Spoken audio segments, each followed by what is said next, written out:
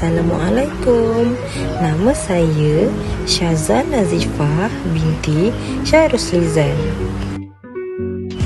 Saya dilahirkan pada 4 Februari 2006. Tahun ini umur saya 19 tahun. Saya lahir dan dibesarkan di Johor.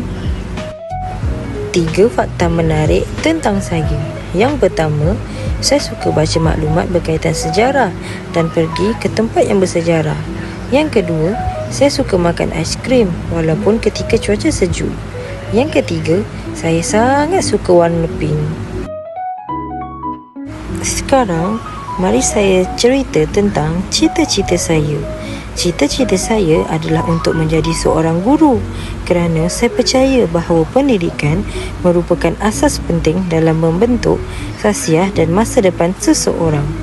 Sebagai seorang guru, saya berpeluang menyumbang kepada pembangunan ilmu, membimbing murid dalam aspek akademik dan nilai murni, serta menjadi contoh teladan yang boleh memberi inspirasi kepada mereka.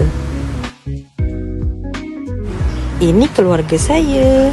Saya ada ibu, ayah dan seorang adik perempuan. Saya merupakan anak pertama dari 2 orang adik-beradik. Ini haiwan peliharaan saya. Nama dia Isa Alejandro. Tahun ni umur Isa 4 tahun.